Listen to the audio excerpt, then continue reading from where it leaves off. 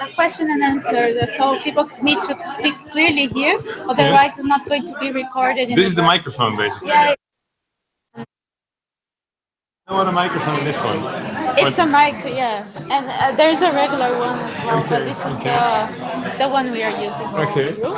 Alright, this is the microphone. Oh, nice. It's a box. You can throw it. I like it. People can throw it. Ooh. Okay, so you just throw that one in the audience. I throw it. Yeah, that's why it's soft. Wie sollen wir sitzen?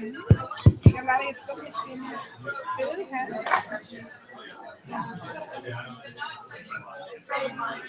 Wo willst du das die? Ja, da haben wir jetzt schon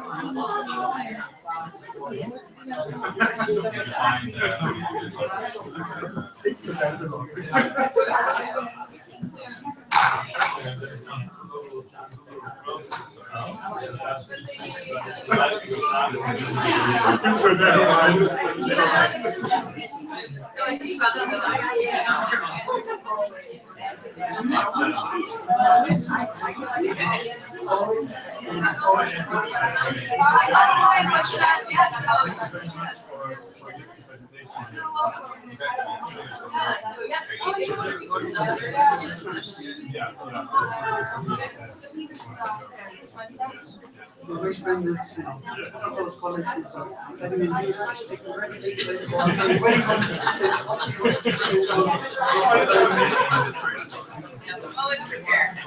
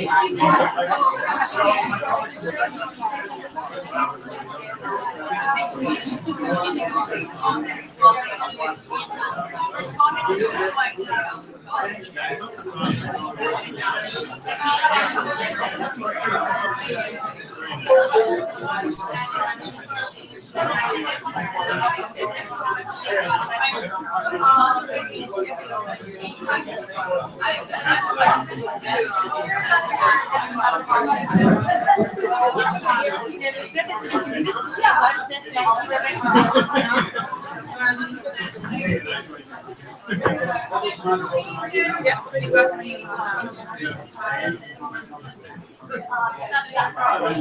Yeah.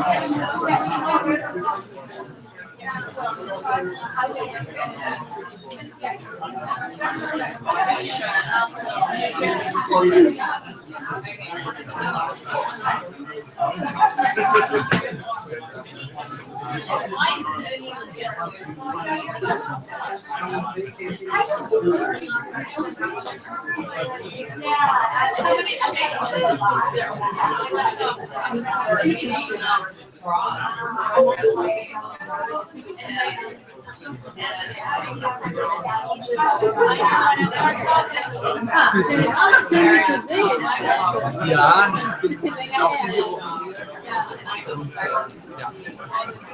Sie sind ja regelmäßig im Austausch mit Vera. Ja, Vielleicht haben wir auch irgendwann mal Zeit. Ja.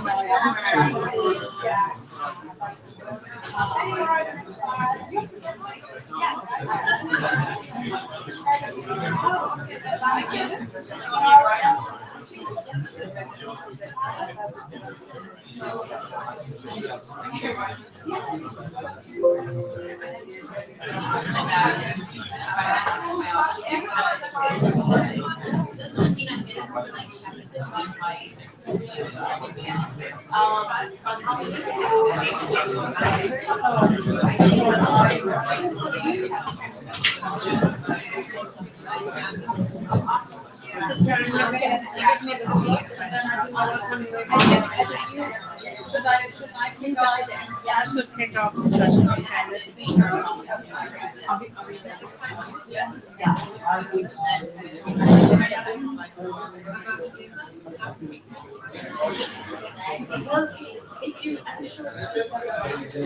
Good afternoon, ladies and gentlemen, dear friends, dear colleagues. Can I invite those that are still standing at the doorstep to join us for sure very exciting session this afternoon. Actually, we are here and we have combined like two side events, which coincidentally deal first of all with the implementation of the Paris Agreement, but at the same time with the achievement of the Agenda 2030 for Sustainable Development. Some of you may have been in the room when on Saturday morning, Amina Mohammed, a Deputy Secretary General, addressed the plenary, and where she very eloquently summarized how we have to implement both agendas at the same time.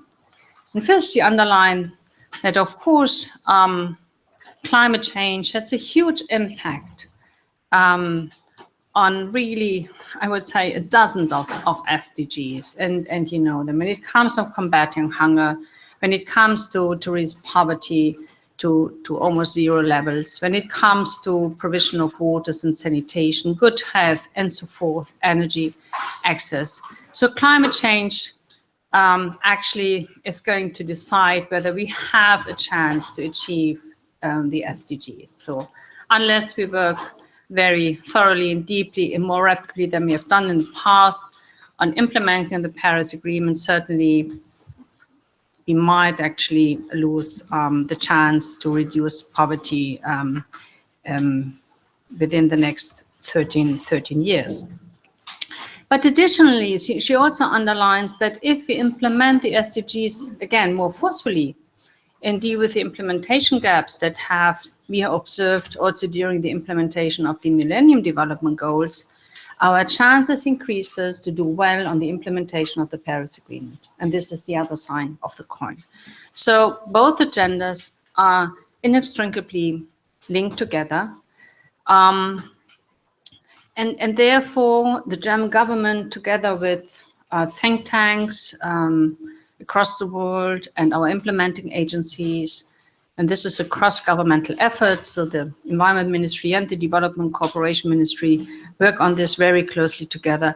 We try to place more emphasis through these side events on the implementation agenda and identifying the sweet spots in dealing with the Agenda 2030 and the Paris Agreement, but also to discuss frankly about the trade-offs and how we can make sure that although we have to achieve a big transformation of our economies and societies, that we can forge the consensus that is needed in the private sector, in our societies, at the local level, in order to get us there. And this is not an easy thing to achieve. And certainly much depends on whether we can create perspectives for a better livelihood, for prosperity across the world, also in countries that are now least developed and suffering from fragility and violence. The second point that we would like to address through a couple of side events, it's not only the sweet spots, the win-win opportunities between implementing Agenda 2030 and the Paris Agreement, but also to raise awareness that although we know that we have to accelerate action now in order to peak hopefully by 2020, and then accelerate action, that unless we have a clear-cut vision what the direction should be, we might actually take now or tomorrow or next year the wrong decisions. And this is about the long-term vision. And the long-term vision has to be, if we want to reach the Paris goals, is that we have to start really swiftly a process of decarbonization. And we all know that we have to work on this 2050 vision that should inform actually our decision now. And as Paula, and I'm pretty sure that you're going to repeat this wonderful phrase that you already mentioned on Friday morning in a different side event, implementation of the Paris Agreement, long-term vision starts now. And it has to inform our decisions that we take now when we implement the nationally determined contributions, when we implement new sector strategies, either in the energy or transport sector. It requires some kind of a well-established pathway towards decarbonization. So how are we going to bring all these dots together? The long-term vision, Agenda 2030, the Paris Agreement, and some of those arenas also have specific families that work on them. So this longer side event, we are starting now at 5 o'clock more or less, and it goes until 8 o'clock in the evening, is going to address the different dots, the big vision, the long-term strategies, and how this relates to the immediate implementation, either on mitigation or adaptation, covered either through national determined contributions or through national adaptation plans. And finally, in the last panel this evening, we are going to broaden again a little bit the scope about what is needed to get us there. A little more about the type of how do we forge alliances, consensus, overcome the institutional bottlenecks that some of us observe on a daily matter, but certainly may grow as the transformation deepens over time. So it's wonderful to have all you here. We have a wonderful panel, excellent, brilliant researchers that are going to share their experience and work with us. So it's going to be the second session, and then we dive more deeper into the more practitioners side events. So many thanks for joining us. Many thanks to the audience, and I hope that you are going to raise many good questions in the course of the afternoon. Thank you for your interest, and please be rest assured that this theme, the overall concept of this workshop, and the fact that this is happening is of high importance to the German governments. And let me close by thanking the organizers, the World Resources Institute, as well as the German Development Institute, with all the co-associated think tanks, for organizing this event and for joining and dedicating your time with us. Many thanks. Wish you a wonderful evening.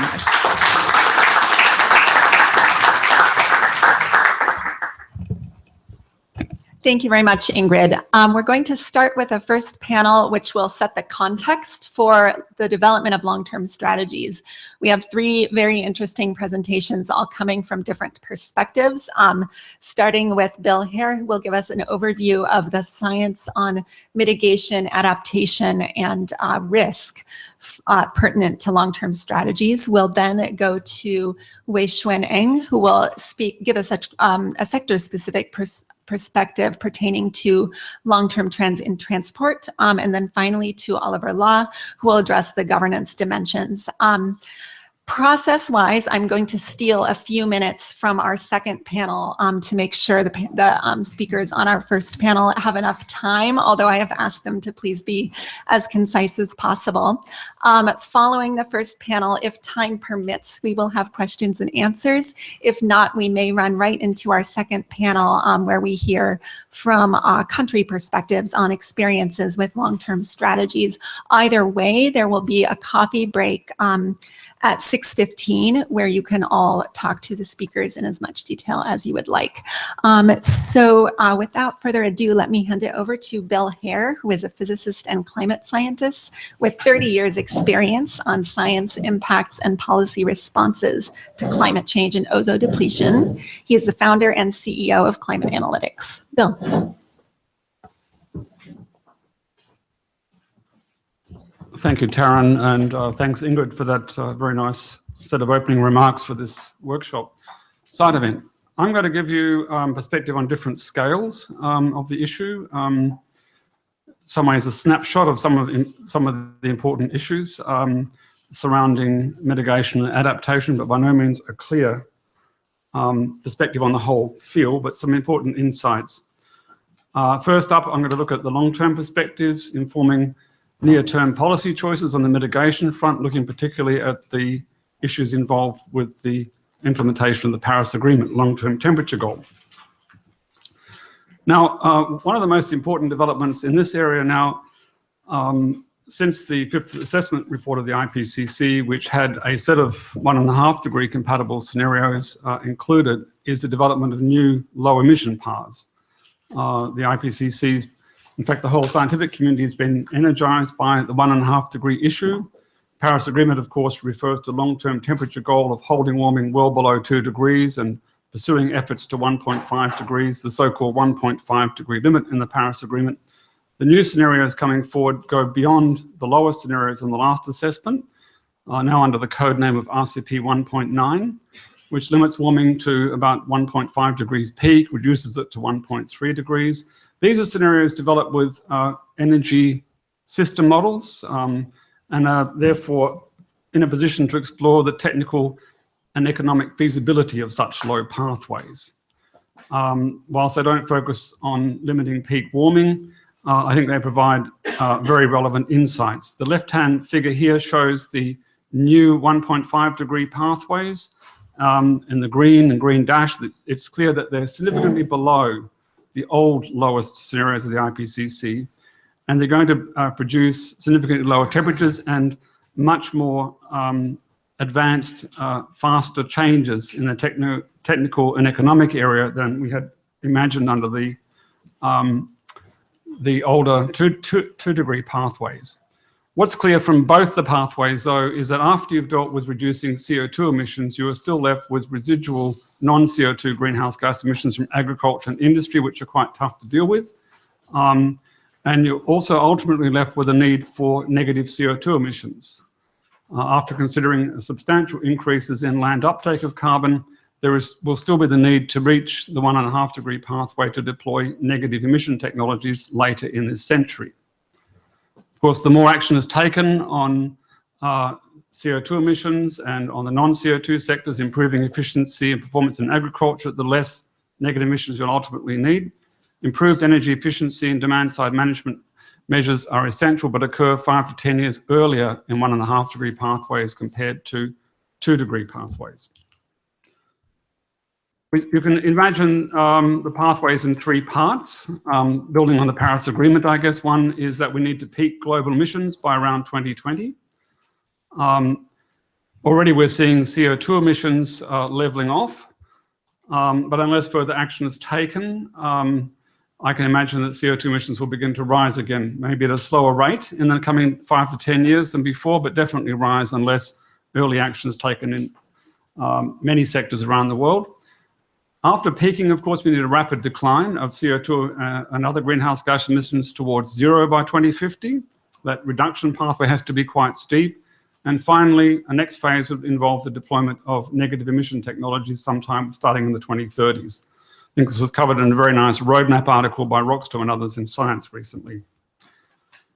One of the first areas where action is needed coming out of the integrated assessment models is in coal. The electricity sector, as found by I think nearly all integrated assessment modeling exercises looking at how to achieve these pathways, is decarbonisation of the power sector globally towards zero by around the 2050s. And what you see here is a comparison of the 2-degree pathway in this purpley line. The yellowy line is 1.5-degree pathway, and mapped against that current and planned coal capacity. You see the existing current coal capacity is already more than enough for a 2-degree pathway. So the implication there is that a lot of current coal capacity is not going to be able to run to the end of its life, or will have to run at reduced efficiency. And certainly planned capacity is far beyond what is needed to blow the carbon budgets for these temperature levels. So that means that investors and policymakers need to reconsider the role of coal in the energy mix of their countries, make appropriate decisions, and that in order to achieve the Paris Agreement, we're going to have to see much faster and decisive action. Now, the pathways here are shown, recent paper in Nature Climate Change with colleagues from Climate Analytics and other institutes looking at the comparison of these global pathways. You see the 2-degree pathway tends to flatten out mid-century, but the 1.5-degree pathway, the blue one, from the same peak level emissions keeps on going down. And that has very important implications for short-term climate policy. And one's also beginning to see this overflow into the policy world. If you look at the German National Climate Plan, adopted in November last year, you can see already the government is opening up an examination of the lower level of emission reductions, lower than before. It's not committing to that pathway, but I think the fact of the Paris Agreement has opened up that discussion as one example. There are 3 areas of transformative action that we see urgent in the short term. I mentioned the coal phase out, low carbon modes of transport, electrification of cars, modal shifts and so on are the next most important and rapid emission reductions you see coming out of models, assessments of the issue. Next is the energy efficiency of building stock. Slow but steady improvements in this area are needed, or else we lock in high levels of energy consumption in economies globally. The recent developments in this area show actually some useful insights. Thinking about renewable energy, for example, present rates of growth of renewable energy are very interesting. They've been accelerating, they're sustained. And it turns out that if those growth rates are sustained for another few decades, then or another decade actually, then on the supply side, we would see enough low and no carbon energy coming into the system to begin to put us on a 1.5-degree pathway.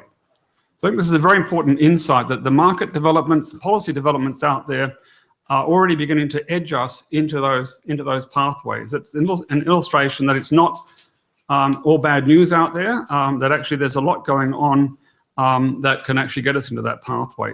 Some of the other elements of policy I'll just go through here now. I'm not going through them all, but for example, reference electric cars. The analysis which the Climate Action Tracker released last year, now in review in journals, indicates that we would have to have the last fossil fuel car sold sometime in the 2030s. Now, not to be outdone, the Indian Prime Minister announced recently that the last fossil fuel car might be sold in India in 2030. So that's an indication of the policy space moving, the ambition space moving there. I think it's very important. Now, the other question about 1.5 degrees is, well, okay, what's in it for me? And if you begin to look at the benefits of 1.5 degrees, then you find out there are a lot of economic and sustainable development co-benefits. We coordinated a study for UNDP and the Climate Vulnerable Forum last year, looking at the co-benefits of mitigation, and found they were really quite large, particularly in the poorer countries. That we found that climate action will benefit public health, agriculture, and save lives. Public health through reduced impacts of air pollution on populations, agriculture through reduced damage, save lives through reduced exposure to all kinds of extremes, for example, and diseases. Renewables deployment improves in many circumstances jobs and creates employment opportunities for businesses. Tends to improve economic stability by reducing the need for fossil fuel imports, and therefore improves the energy security of most but not all economies. Now, that's a rough run over the mitigation space in terms of recent scientific developments. I wanted to go down to another scale now, which is how science can inform policies in the adaptation area. This is work that's been done by colleagues who aren't here today, Florent Barche, who's enjoying his paternity leave now, and Michiel Schiefer, who has to be back in Amsterdam for his wife's birthday today, otherwise he might not be welcome back there again. So I'm stepping in for him in some very technical work. Now, we've been working with the African Development Bank and others looking at economic risks, particularly in Africa from climate change, and how this can inform economic decision-making. Results here are really interesting. They're building on methods published by Berkeley and others recently, Nature and other places, but we've used that method and extended it to evaluate just what are the economic damages that we're seeing coming from climate change in Africa. Now, I'm showing results from 2 emission scenarios here, 2-degree pathway and a 4-degree pathway for 2020s and the 2030s. 2020s, you don't expect to see much difference because there's hardly any difference between the pathways. By the time you get to the 2030s at the global mean level, there's about 0.2 to 0.3 degrees difference between these pathways. And you will see that, according to our estimation, there is an emergent signal of higher levels of damage in the high emissions pathway, the current policy plus pathway that we're presently on. So we're beginning to see potential economic damages at the sector level and at the aggregate economic level in these regions. And we've also tried to look at the multi-dimensional impacts of these changes on development and how that affects adaptation costs in 5 regions. What we're seeing is that already we can quantify increases in adaptation costs from the high emissions pathway versus the low emissions pathway. We've also looked at other risk perspectives. Here's an example from Ghana, where we've looked at the increased prevalence of drought in different emission pathways. The top pathways, again, for the 2030s and 2040s for 2 degrees and the 4-degree world. By the 2040s, you're expecting a maybe 0.4 to 0.5 degrees C difference. And you can see in the bottom right hand here, very substantial increase in exposure to drought, complex drought measures affecting agriculture and other activities in the region. Now, this helps to prioritize development expenditure, planning, and adaptation. Now, if we step back a bit and ask ourselves, okay, great, what does this mean for policy? In other words, the flow of resources and funding to adaptation. One of the things you note when looking at the developing world is a very different differences in perspective between those on the ground and those who are providing support. Now, if we look at adaptation to climate change, the IPCC has a definition.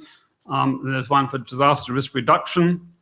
In the IPCC definition, there needs to be a linkage to climate change to define adaptation. Disaster risk reduction is not required.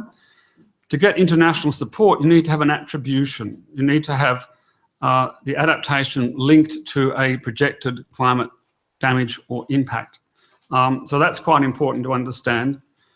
When we look at and stand back and look at the extremes that we've been experiencing around the world, we do see a significant increase in a range of different events linked to climate, climatological extremes, meteorological, weather-related, and hydrological floods and landslides, which can themselves be linked to increases in extreme precipitation.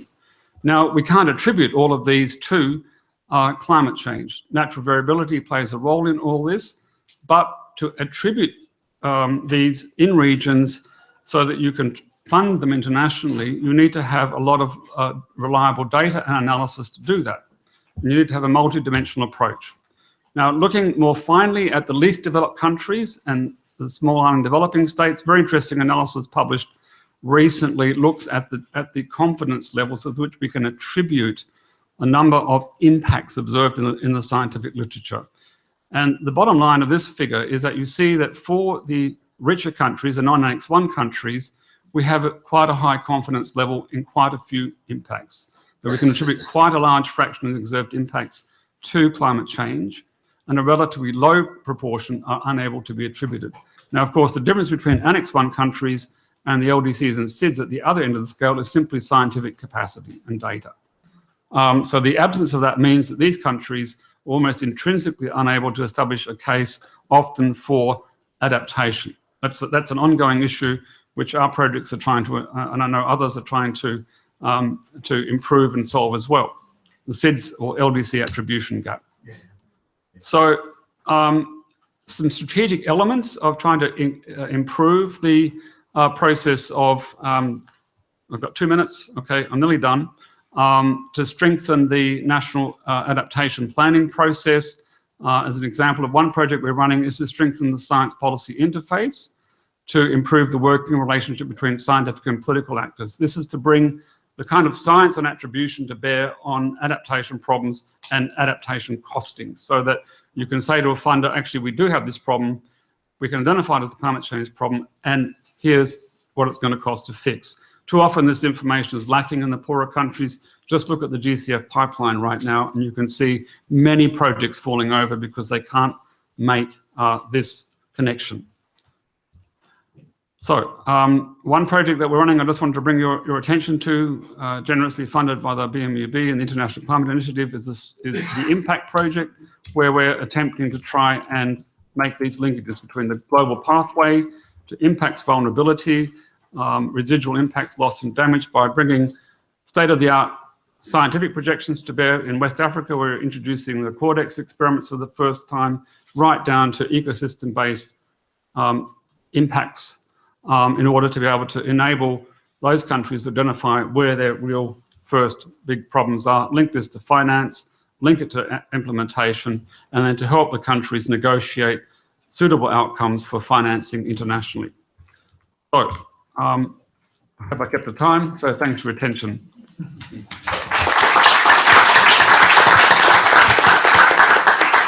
Thank you very much, Bill, for packing an extremely rich amount of information into a concise time frame, and even for finding a few reasons for optimism in there.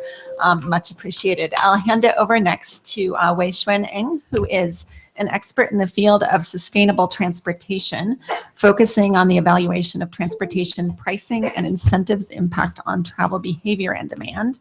She is currently at the International Transport Forum at the OECD.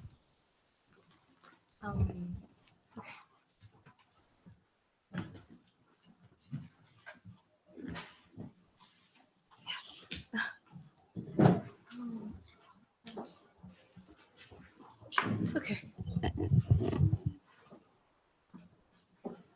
Is that a clicker? Does it work? It's okay. So we've heard a very good overview of all the current mitigation and adaptation measures in different sectors earlier. And I'm going to zoom in and just focus on one specific sector, transport. The transport sector is actually the fastest growing sector contributing to CO2 emissions, especially in the OECD countries. It's actually growing at a rate that's a lot faster than the industry or energy sector. And the gap between the OECD and non-OECD countries would actually narrow over time. But right now, as you can see, there is still a significant difference between the OECD and non-OECD countries in terms of CO2 emissions. And this is primarily because of the differences in travel demand, especially for vehicle use, private vehicle use. So we're actually projecting that private vehicle use in non-OECD countries will double by 2050. And this actually applies to freight transport as well, not just passenger transport. Freight transport demand is actually projected to triple by 2050. So as you can see, these are some of the figures from our most recent transport outlook, where we've tried to project different scenarios for different modes of transport for both freight and passenger. And if we do not implement any kind of mitigation measures, CO2 emissions from the transport sector will increase by up to 60% by 2050. And based on our low carbon scenarios, which is the third bar, we are actually able to reduce emissions to a level that's comparable to 2015 levels. However, current policy measures are not sufficient to get us there, as shown by the baseline scenario. And so I'm gonna give a broad overview of some of the key mitigation measures in the transport sector that could actually help countries reduce their CO2 emissions. And this would involve both changes in technology and non-technological measures. So this is an example of our urban passenger transport CO2 emission model. I will not describe every single box, but I just want to show that the three main types of policies and measures could include public transport development or more integrated land use and transport planning measures. It could also include economic instruments that we can see in different forms of pricing, or even government regulations and standards. So more stringent emission standards or vehicle design. And in our model, we've actually looked at each of these different components and tried to evaluate the impact of different types of mitigation measures on CO2 emissions. We've also looked at different mode choices. How do people choose what to use to travel? So I know that I'm pressed for time, but I'm really curious. How many of you actually walked to this conference center this morning? Did anyone of you drive? No judging here. How about public transport? A few. Did any one of you use any kind of bike share program? I don't know if they have bike. Yeah, biking. Did anyone bike here? Oh, great. So we've seen that there are different options based on the existing infrastructure of a city. And there are choices that we as individuals could actually make. And there are some factors that would actually lead to us making more sustainable choices than others. So these are all some of the factors that we've tried to include in our transport model.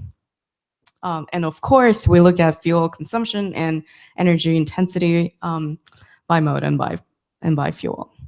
So some of the policy scenarios that we've tried to integrate into our models include some of the specific measures seen on in the box on the right. So I'm not going to go through every single one of them, but in terms of economic instruments, for example, there could be different forms of pricing that could lead to long-term changes. So congestion pricing, for example, the short-term impact of congestion pricing would be reduced in car use or changes in travel time. But the long-term impact could actually lead to different location of businesses and even residential locations. So people might choose to live in a different area because of congestion pricing that was implemented maybe 5 years ago. And so over a longer time period, we could actually see different changes in behavior that will be very different from the short-term impact. And these are, again, showing the three main scenarios that we've implemented in our urban transport model. We have a business as usual scenario, a robust governance scenario where we have a lot more regulations through local governments. And the third scenario is an integrated land use and transport planning scenario. And this usually reflects longer term investment and changes in infrastructure. So this could include transport oriented development. So things like BRT, bus rapid transit, where you have buses with high capacity and priority bus lanes, where you're trying to increase the number of choices that people actually have. And so, again, this is just to show how cities, the mobility in cities or the passenger kilometer, the transport demand in cities could actually change over time, depending on the type of policies that could actually be implemented right now. And so in our low carbon scenario, we are actually projecting a much lower use of private cars and a lot more usage of public transport. And the other modes here include biking and walking. So one of the more interesting findings from our recent study is that 70% of CO2 emissions from the transport sector could actually come from technological changes. So changes in fuel or electrification of vehicles and changes in other forms of technology. But 30%, the remaining 30% will have to come from behavior. So not just changing how people travel, but what kind of policies could be implemented to change travel behavior, fundamental travel behavior. And this could be in the form of changing mode share, changing what kind of mode you choose to go to work, for example, or changing in the different, the travel distance. So how long do you actually have to travel to work? So this would actually require a lot of planning within a city to actually reduce travel distance, for example, between your workplace and your place of residential location. And we've also seen a lot more in initiatives coming from shared mobility technology. So this could also be a form of policy where we can change travel behavior.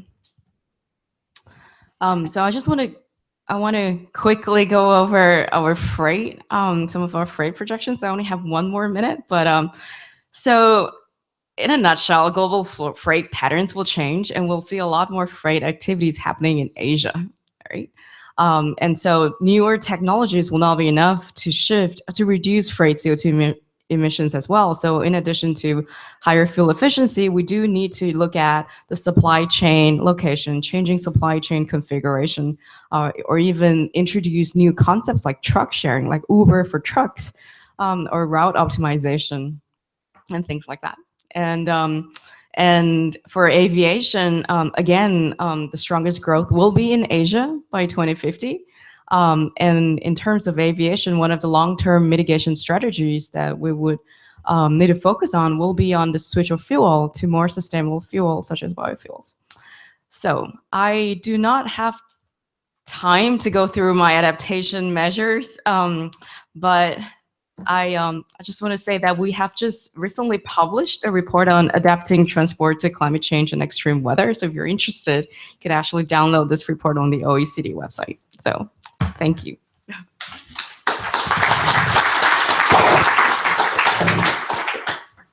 Thank you so much, Wei Xuan, and I'm sorry to cut you off because these types of transformative changes at such the granular level as the transport sector are really, really pertinent to the types of questions that I think countries are needing to think through as they think out to the mid-century for both mitigation and adaptation.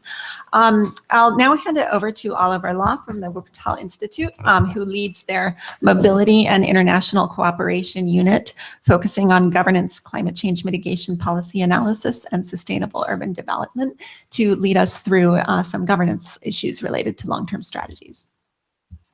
Thank you very much for that. And also thanks for the two introductory remarks. And it's clear that, you know, both from the adaptation side and also the mitigation side, longer term planning needs to be enabled by stable governance and policy environments. And this is where the key difference is between adaptation and mitigation, because you know, basically thinking once you've built a dam or any proper infrastructural adaptation measure, it will stay there. No one will tear it apart. However, that's quite a different perspective, though, from the mitigation side. A policy can be repealed, an incentive scheme can be torn apart, or a website can be shut down. And this is something that we do see now, which is now you know, very fitting to this conversation, but makes it very challenging to reach the scenarios that will agreed to internationally, and we sort of have to do to limit warming to 1.5 degrees. So a consensus-based policy environment is a vital element to ensure that stability to climate change mitigation policy in particular. And that can be done through resilient institutions that are built on building longer term coalitions and agreement. However, that usually takes more time, which makes this quite complex and quite a long-term approach. And to add to that complexity even further, climate change policy mitigation in particular is not just acting in its own bubble. It's related to a number of other sustainable development goals, which is challenging, but it's also a great thing because all those potential synergies to other sustainable development objectives can help us bringing other partners and players in the policy process on board, because pretty much all the stuff that we have talked about and will be talking about later will have not just CO2 emission reduction benefits, but it will also improve energy security, health and access and affordability and a number of other objectives. So it will trigger someone's interest at some point. And this is the great benefit for an integrated policy approach to climate change mitigation in particular. So to build on that, we need a lot of stability in our political and institutional systems that can go way beyond that and also build on a societal consensus.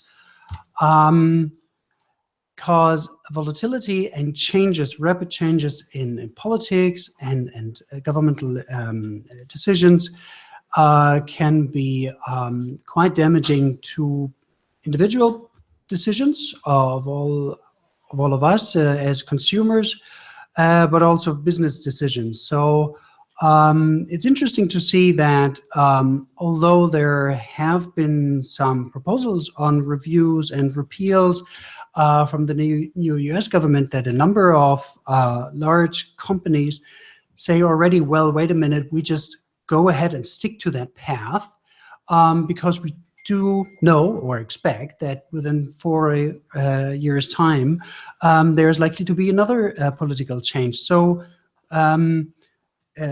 stability is vital for both policy and investment decisions. So the combination of all the policy interventions that we have in hand and all the relevant sectors is vital to get to the coalitions that we need for longer term change, to address socioeconomic political objectives that are relevant to overcome oppositions, and in particular to get the veto players involved that may stop the political process at any point in time. And this is a long and hard process, and you could compare that to the hare and the tortoise in a way. So, of course, if you have a majority in a current government and are following the time, as your moderator tells you already, you still have a few seconds to go, I suppose. And you can elaborate a little bit further on that particular point, that you can ram through with your current majority a very ambitious policy proposal. And that can happen very quickly, which is great at one point, but that may just fire back once the majority isn't majority anymore, and you haven't managed to build up consensus more broadly. So a longer term perspective, as we have it, for example, here in the European Union with various layers of government that always sort of are obliged to thrive to policy coherence, makes it much more painful and longer to come to a conclusion. But when this has happened, it is set in stone and built into the system and allows us to go as a tortoise go one step at a time in the same direction and not change the direction at any other second. With that, I hope I've made my moderator happy, and we're keen to have a discussion for a few minutes. Thank you very much.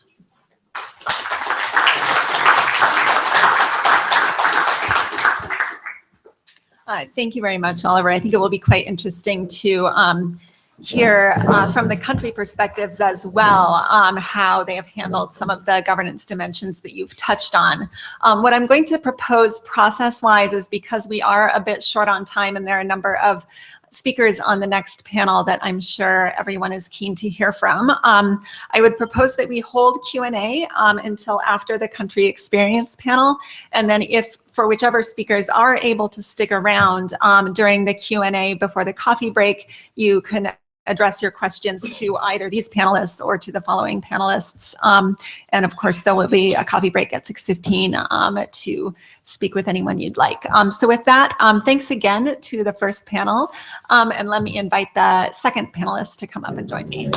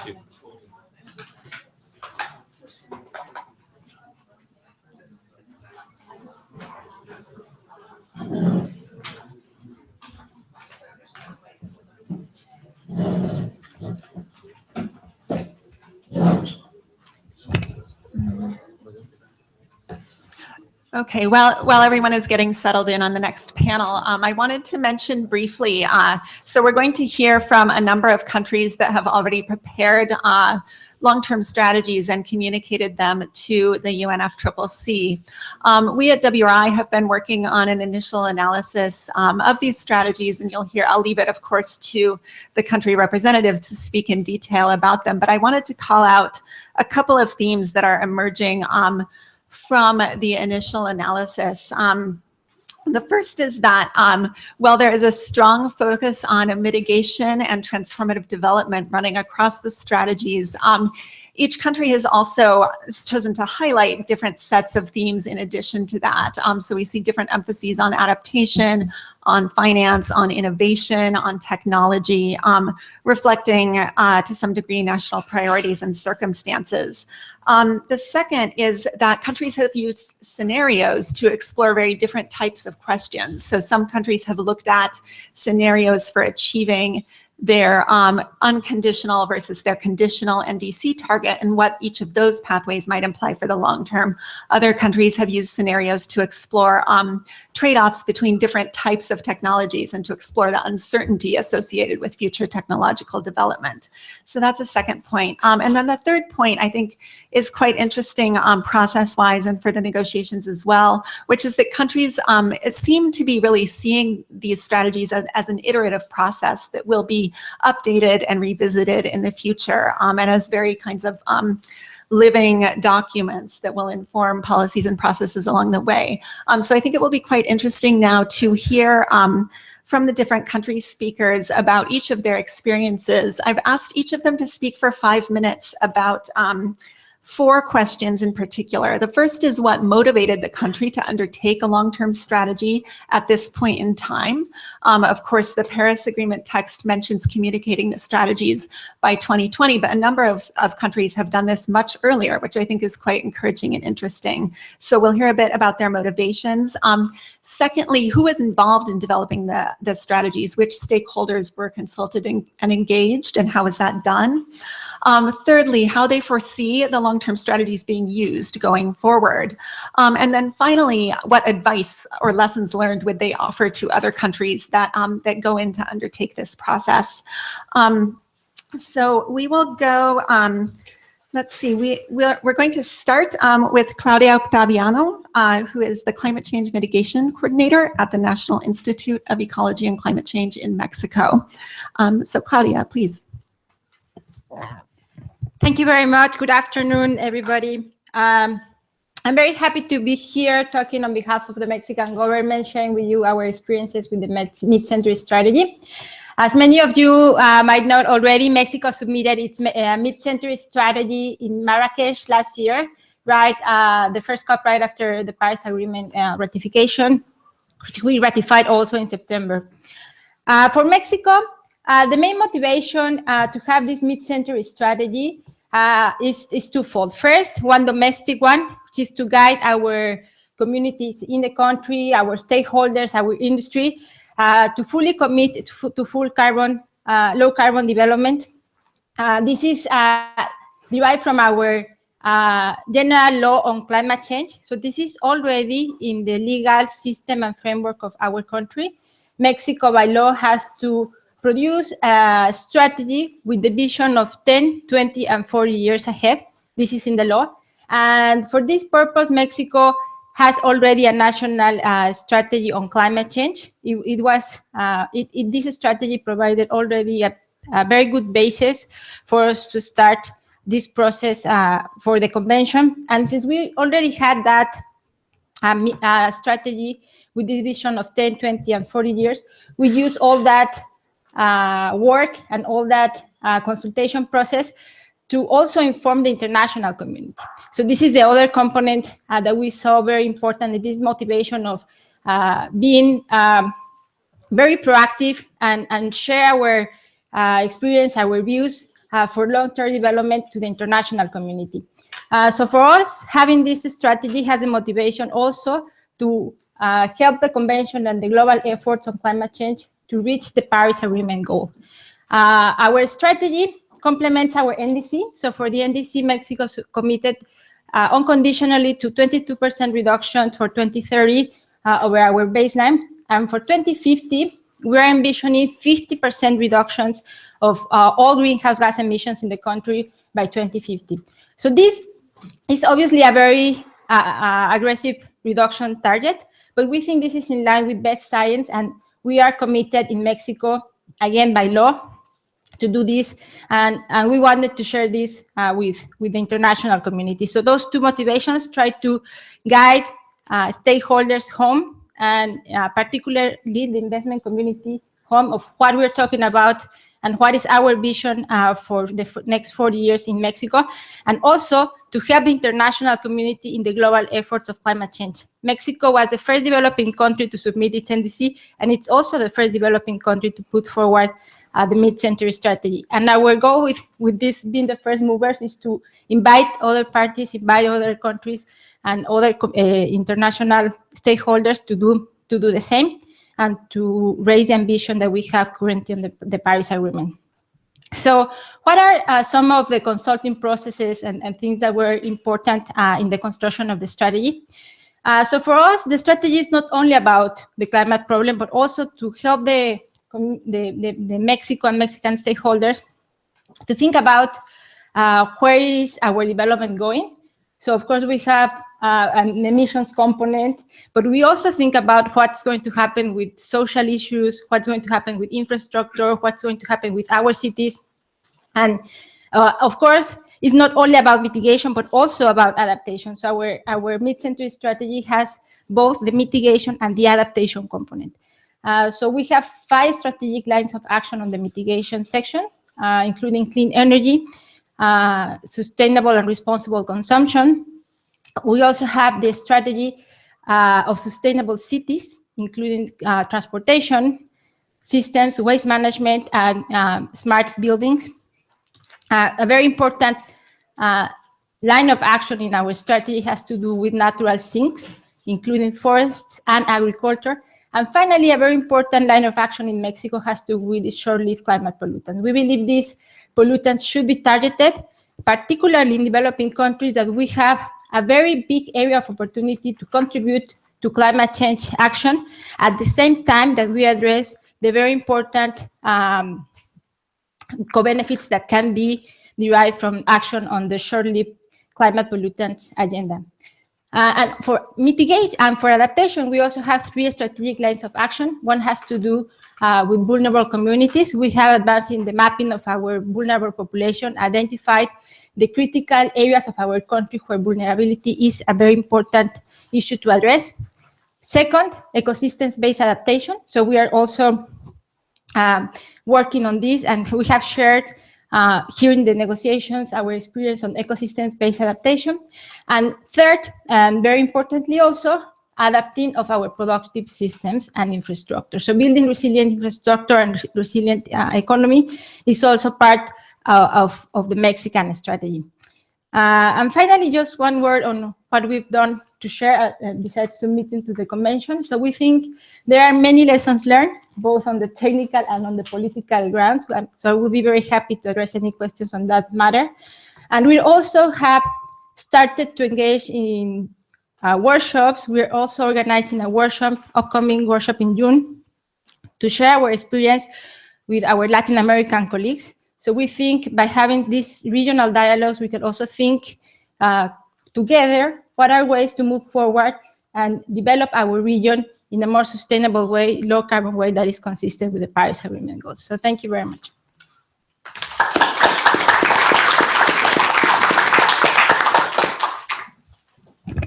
Thank you very much, Claudia, for sharing the experience of Mexico. Again, we'll be holding Q&A at the end. So I'll move now to Daniel Yutzi, who's a senior policy analyst with Environment Canada. Environment and Climate Change. Sorry, excuse me. Okay. Environment and Climate Change Canada. Thank you. So, as you just said, Environment and Climate Change Canada, our department recently changed names. We used to be just Environment Canada, but we've got a significantly increased focus on climate change now. So in terms of what motivated Canada to develop a long-term strategy, obviously the Paris Agreement, we were we felt very committed to that cause, the 2-degree target and the efforts for 1.5 degrees. So we were looking at how we could start to explore the long-term pathways to get to those goals. In the last 1.5 years or so, we've actually developed a new national climate change plan, the Pan-Canadian Framework on Clean Growth and Climate Change. That was shortly before that process kicked off. We had a national meeting with our Prime Minister and the First Ministers of our provinces and territories. That happened in early March of 2016. The result was the Vancouver Declaration on Clean Growth and Climate Change. And that preceded by a week a commitment by the Prime Minister to develop the strategy. That was a joint commitment with the United States. And just a few months later, we then joined with Mexico as well to commit to work jointly to develop and submit our strategies in an early time frame. So further to that, we've been collaborating with Mexico and the United States throughout that process.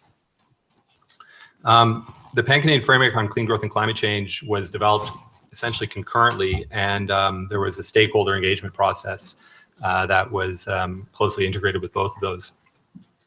The Pan-Canadian Framework process, we had 4 working groups. They focused on carbon pricing, mitigation, adaptation, and clean technology. And those working groups were established with the provinces and territories. So the consultation process with our subnational bodies occurred throughout that process. In addition to that, we had a public consultation portal online where we got a total of about 14,000 submissions and comments. And those submissions and comments came from individual Canadians, they came from industry associations, academics. And so we got a lot of our substantive input from that. And the mid-century strategy development process took that input, the input that sort of focused on a longer term basis and used it for its purpose, while the framework process was looking at more of the immediate term. That's not to say that the framework itself looks only at the medium term. A lot of the initiatives in there are looking out to 2030 and beyond. We've got building code, net zero building codes by 2030.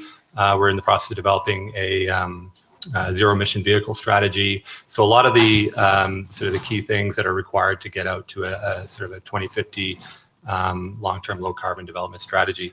And so just to speak briefly on our strategy itself, what it did was look at various pathways consistent with reaching an 80% target below 2005 levels. Obviously, it's not a formal target for Canada. It was chosen to illustrate sort of the magnitude of the challenge, and essentially reflects a deep decarbonization scenario. A lot of the things that we looked in there, we looked at electricity, obviously electricity, low carbon electricity, where Canada is already at 80%. Increasing that further will be required to sort of electrify other sectors across our economy. And so that's one of the key things we looked at. The strategy is obviously not policy prescriptive. The measures also would vary a little bit from jurisdiction to jurisdiction, but it does look at opportunities and challenges. So as we've developed our framework, a lot of what we looked at for electricity, for instance, as an example, with the substantial amount of non-emitting electricity we already have in the country, there are areas of the country that still use fossil fuels. So recently we've also started looking into substantial green infrastructure investments to allow us to have better interconnections between jurisdictions so that we can get the clean power to the places that need it. And further to that, we've also announced a regulation to phase out traditional coal-fired electricity across the country by 2030. So in terms of lessons for other countries, we found that starting from a view of challenges and opportunities, the long-term decarbonization strategy can really help to identify the more probable pathways.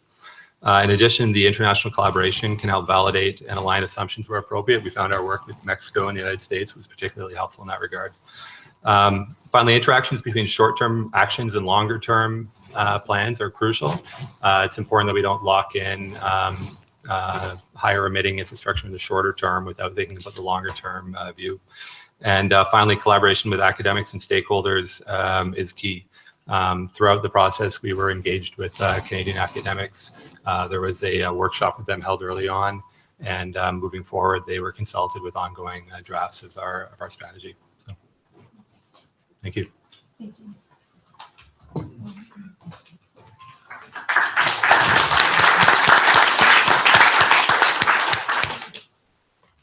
Thank you very much, Daniel.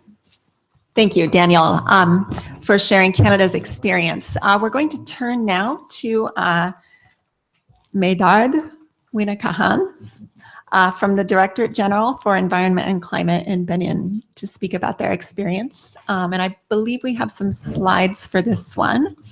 And if I'm not mistaken, the presentation will begin in French, followed by English translation.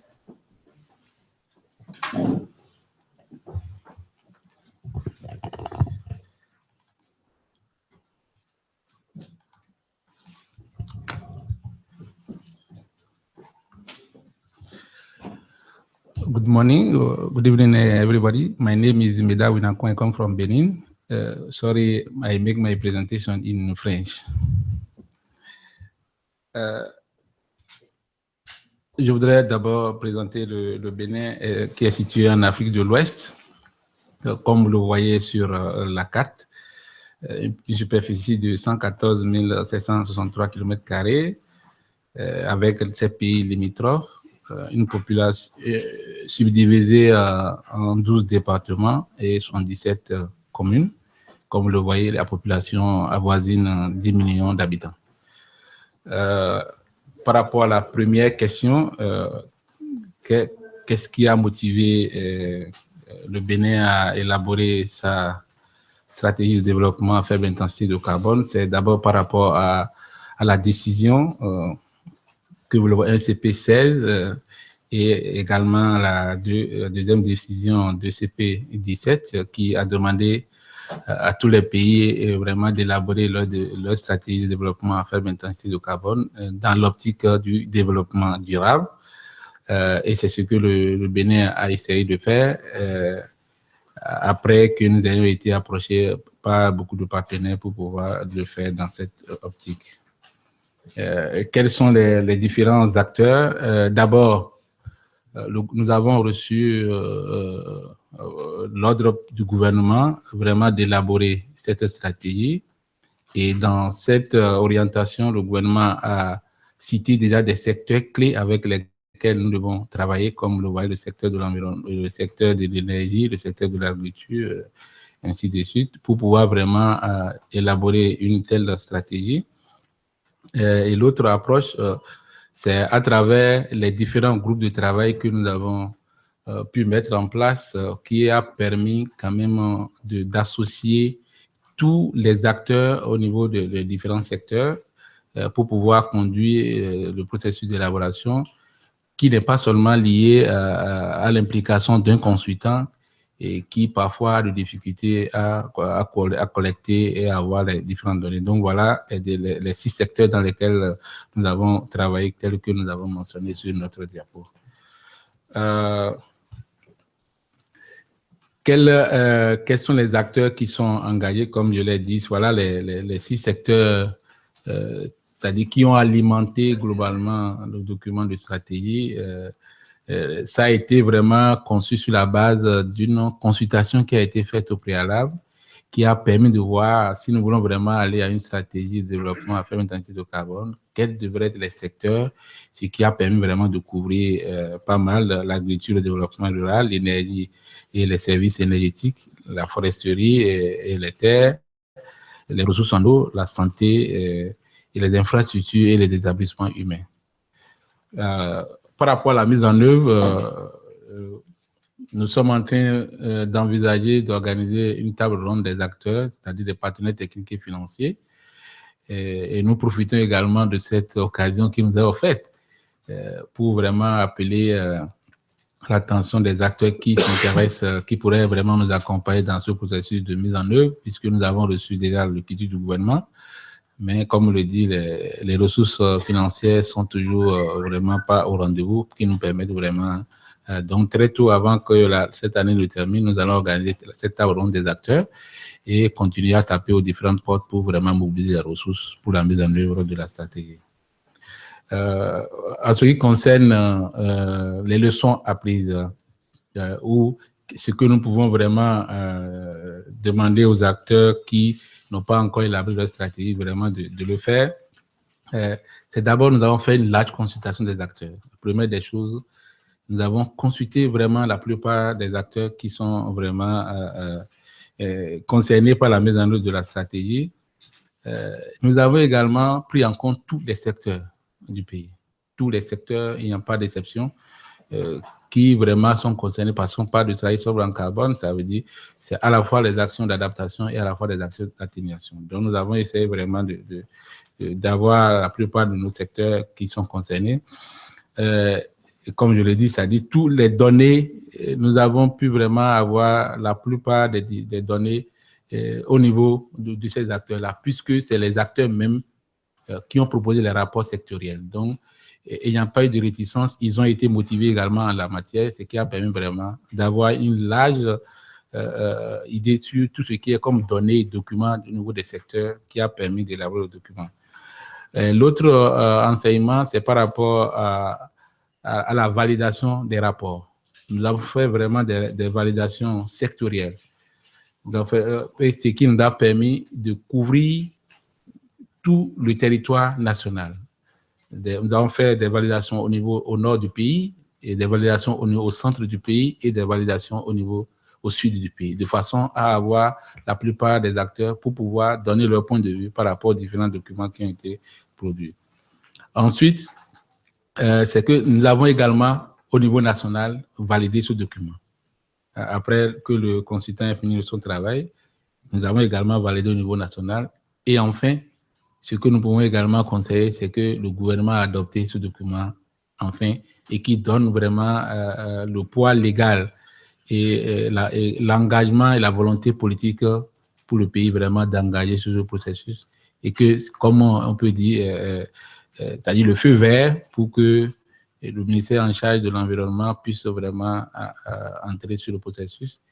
Et ça fait le lien, puisque nous sommes en train actuellement d'actualiser notre contribution déterminée au niveau national, donc qui va vraiment prendre en compte notre stratégie de développement à faible intensité de carbone et résilient au changement climatique. Je vous remercie.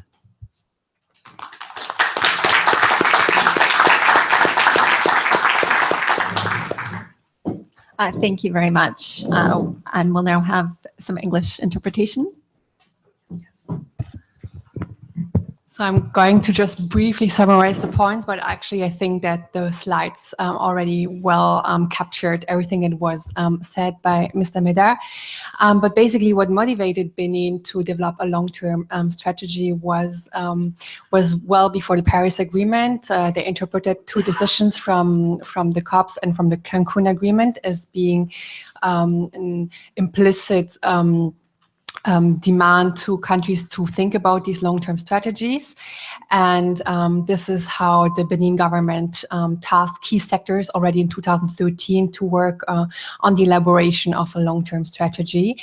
And the approach chosen was to work through sectoral working groups to drive the elaboration process and not to just work with one single expert or consultant, but really to start a broad consultation and to have a broad stakeholder involvement. More specifically, 6 sectors were highly involved and some preliminary consultations to really agree on whether to develop this long-term strategy and low carbon resilience strategy. And finally, its concept was adopted in 2016. Now the challenge lies in its operationalization because a lack of resources for now kind of constrains a specific budget allocation. So the focus lies on mobilizing funds, notably through some meetings and roundtables to be held within this year.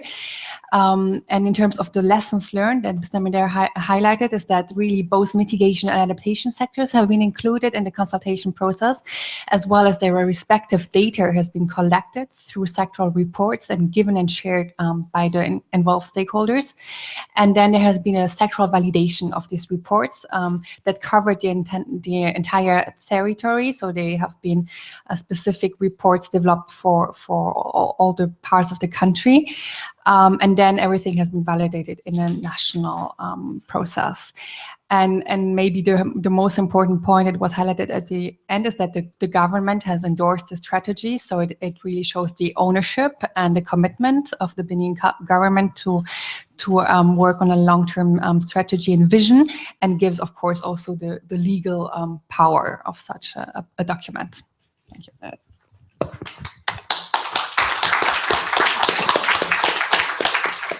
Okay, thank you once again for sharing the unique experience of Benin on long-term strategy development. Finally, I'm going to hand it over to Steffi Richter from BMUB to speak about Germany's long-term strategy. Thank you very much. Thank you very much to have the chance to present this some information on our long-term low greenhouse gas strategy of Germany, our Climate Action Plan 2050. We presented the plan in Marrakesh during COP22. And our first motivation of this strategy was to commit the Paris Agreement with the long-term goals of the Paris Agreement, but the other part of the motivation was on the practical part on according to perception of the national level. We have some years ago already a national climate protection target by 2020 to reduce greenhouse gas emissions by 40%. And we noticed and we felt that this target was not easy to and will be not easy to achieve. We will have to work very hard on that, not to fail. And that was the motivation to create a broader story, because we need to give the right signals to the infrastructure investors to create the right infrastructures and to go in the right direction with the long-term plannings, because we have to achieve a longer-term goal. And second part is also, the second intention was also to inform the stakeholders adequately, because the goal is not the goal. 2020 goal is not, if achieved, is not the goal to achieve. We need a longer planning, and we need 80, better 95% greenhouse gas reductions by 2050, and that is a story. We have principles in the long greenhouse gas strategies to achieve greenhouse gas neutrality by the second part of the middle of the second part of the century. We need full decarbonization of the energy sector. We need nearly climate neutral building stock. The transport have to be independent from fossil fuels. We need high efficiency strategies to reduce energy and resource consumption. And we also need significant further greenhouse gas reductions in the agricultures. And these are the principles of the long-term strategy, and the stakeholders have to be informed that they have to go in this direction and have to put on track. Stakeholders are very important. It's not only some individuals or individual groups.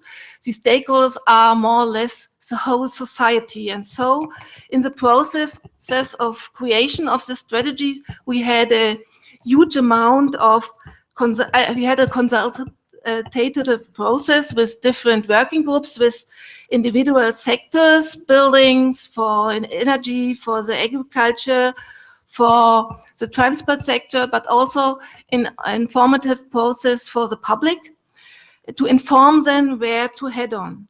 And what we need from the stakeholders, we've learned, is not only that they are informed, we need real ownership for these goals. And stakeholder involvement means not only to meet and to hear, that also means to reflect their experiences, their information from the sectors. They need information what they have learned, and we have to reflect always in the process on their experiences. And this is also part of the lessons learned. We have not only lessons learned in creation of this process to create this strategy, we've learned that this have to be a learning process. We always have to monitor, to assess, to control, and involve again all the stakeholders in the process. It's comparable with the, we know, some of you perhaps think 30 years ago when Bill Gates predicted that every household will have a personal computer. We all thought, or people thought, that it's a stupid guy. But today, in fact, every household have more than one personal computers. And this is a time period we've looked at this by 2050. And we will have tremendous technologically innovations. And this is a reason also why we have to reflect always this process. And summarizing, we've not lessons learned. We have to learn that we have to install always again a learning process. And in near time, what we have a look on is that we will create a process for an impact assessment. We will install a commission for growth for the energy sector to have a look on how we can get to decarbonize the energy sector. And we will research and development programs to investigate how the energy incentives industry can achieve the goal to get more efficiently or to install or to use renewable energies. This is in near term, and thank you very much.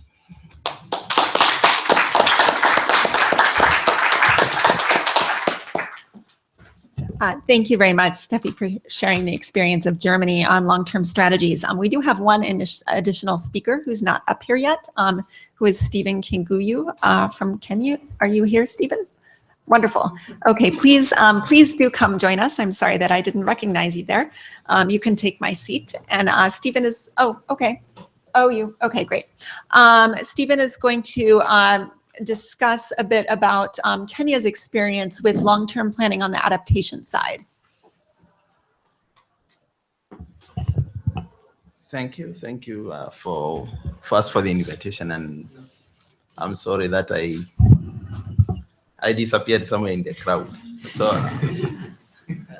So well, very quickly, because I think the time is fast spent, I will share our country's, of course, experiences with the long-term planning on, I'll touch on both adaptation and mitigation.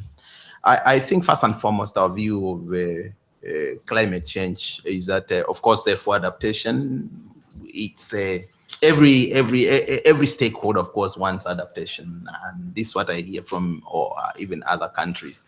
From a mitigation perspective, we know over the years we have not been obligated under any international law to reduce emissions, but our own stakeholders have told us that they would want us to address both adaptation and mitigation on equal footing for national good.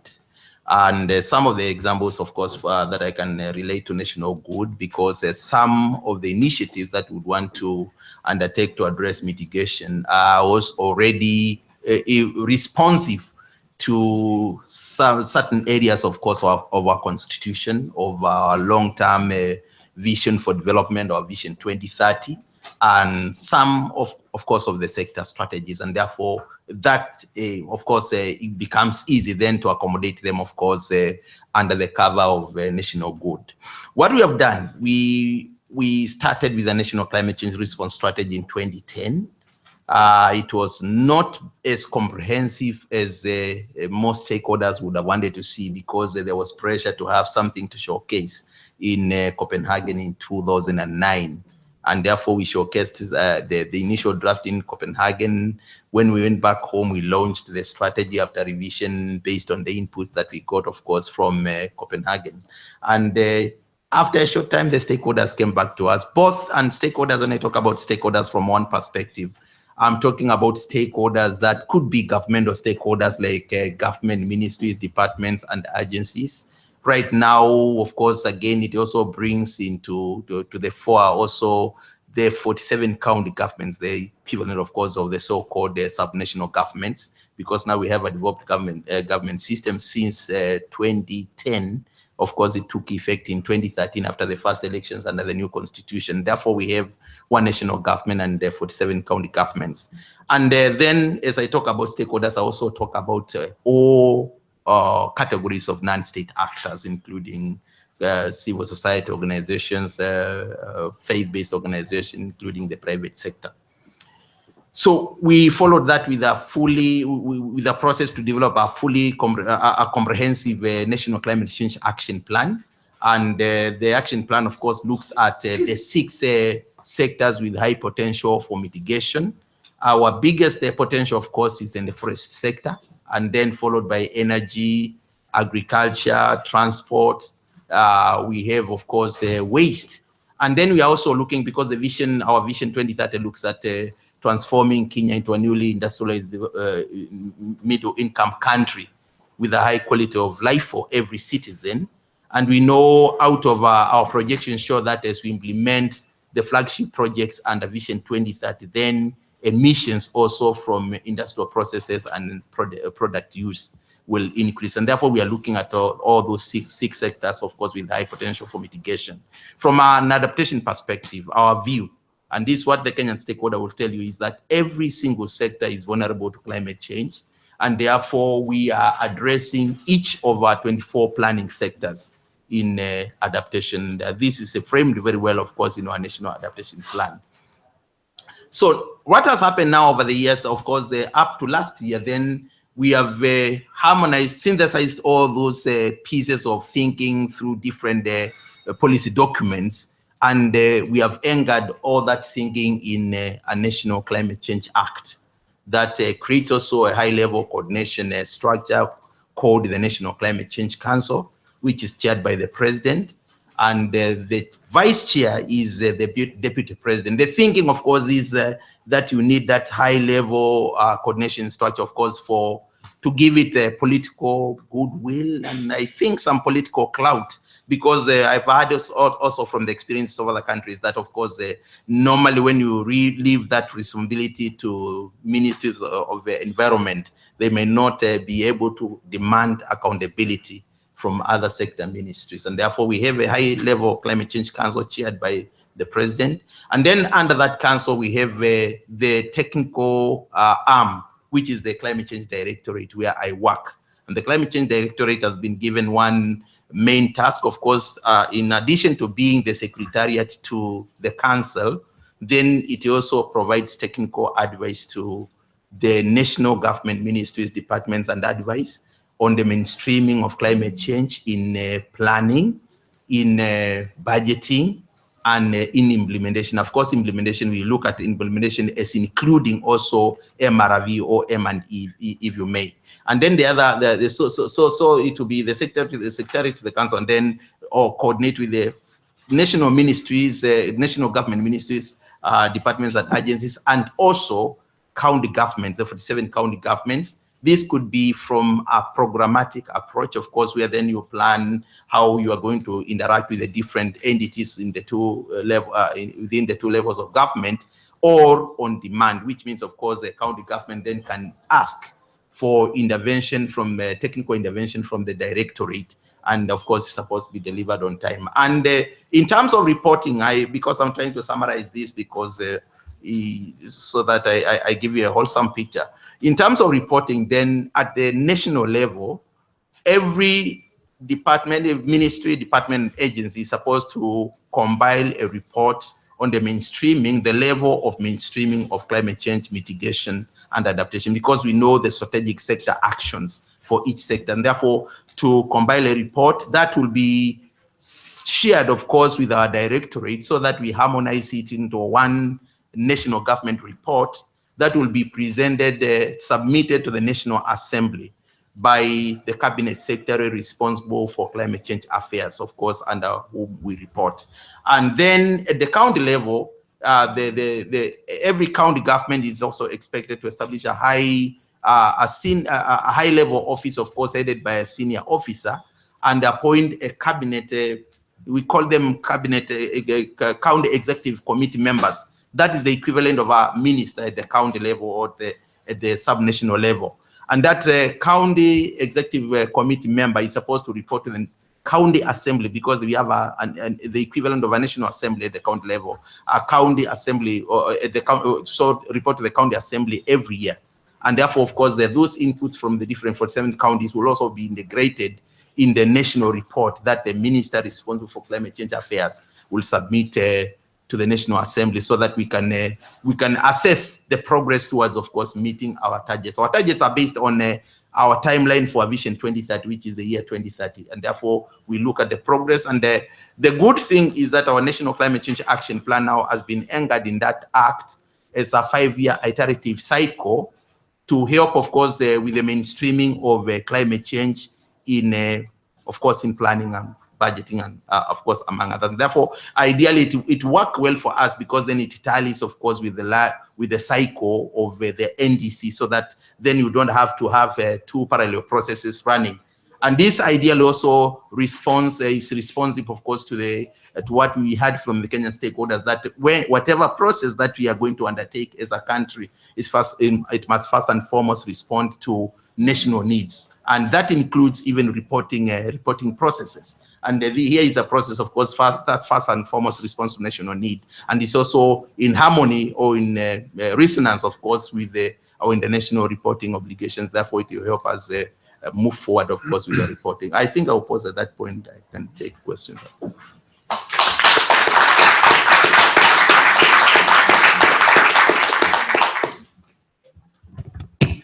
Thank you very much, Stephen, for joining us and sharing about Kenya's experience.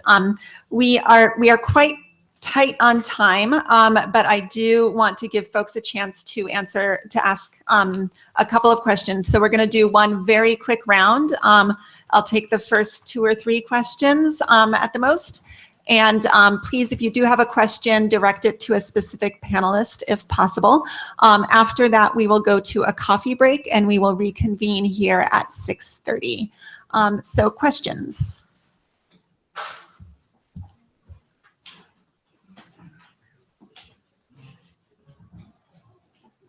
You need to throw over the okay. This is the microphone, I think. Shall I? You can throw. All right. Hi, my name is Ellie Johnston. I'm with Climate Interactive, and I'm just curious, maybe we don't need to go through everyone, but as you all were formulating your mid-century long-term strategies, I'm curious what tools you had at your disposal for creating these different scenarios, or perhaps even what tools you might have needed that you didn't have at your disposal in developing it. Thank you, Ellie. Is there one more question and then we'll take them together? Okay, let's go ahead and just address that one. The question is, what tools did you use or did you need in the development of your mid-century strategy? Panelists, is there anyone who would particularly like to? Ok, pour le cas du Bénin, on n'a pas encore commencé notre communication, la 3e communication nationale. Donc, nous avons utilisé les scénarios qui sont contenus dans la 2e communication nationale du Bénin pour pouvoir rester dans ce cadre et faire notre stratégie. Mr. Menard answered that basically they used the scenarios that were developed for the 2nd national communication, since they're working on the 3rd one, but it's not released or completed yet. And these scenarios underpinned the strategy, the long-term strategy for Benin. Yeah, just very briefly, we drew from existing work such as Decarbonization Pathways Project, as well as doing some internal modeling with the Global Change Assessment Model.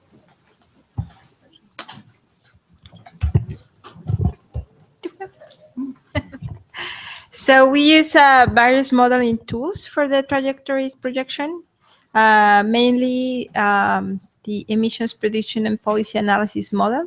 So this is a general equilibrium model that allows us to also capture some of the global trade potential implications. And also we draw from existing analysis on some of the forestry issues from the carbon budget model.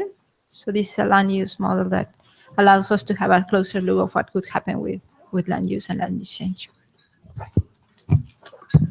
Okay, for our case, of course, we also use scientific methods, including modeling to project, of course, to delineate scenarios, climate change scenarios, and of course, even combine them, of course, with the economic model, so that you look at the different options available in terms of mitigation and adaptation. So, like we can share, of course, examples of our analysis of our mitigation potentials, and then after that, of course, we start, and then we use expert opinion to see how far we can go based on our potential mitigation, our mitigation potentials, so that then when you are committing the sector, then you are not just looking at the full potential, but then also to see what is doable and what is not doable, of course, based on the prevailing conditions and what is expected, of course, in the next few years. Thank you. We also use scientific investigation and had some projects for modeling the pathways to our temperature limits. But we had in creating the strategy of also sector targets which were discussed with the different stakeholders for the sectors, with the individual stakeholders for the sectors, and reflected what achievements will be possible from the perspective of the last year in the discussions. All right, thank you very much once again to all of the panelists and to everyone in the audience for coming and participating. We will now have a short 10-minute coffee break. I am told there are refreshments outside the room, and we will reconvene at 6:30. So I look forward to seeing you back here then to explore links with NDCs and NEPs and a high-level discussion.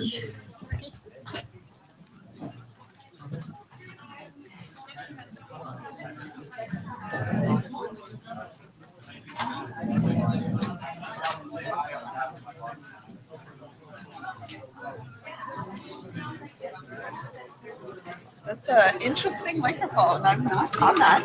It's brilliant.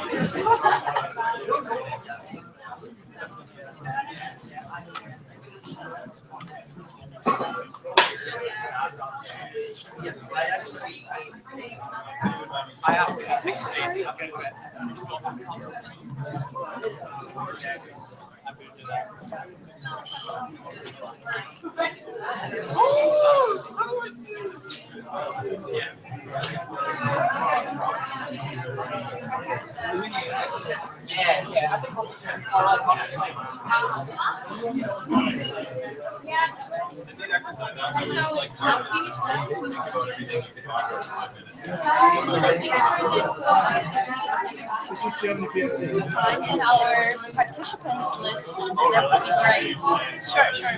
Sure.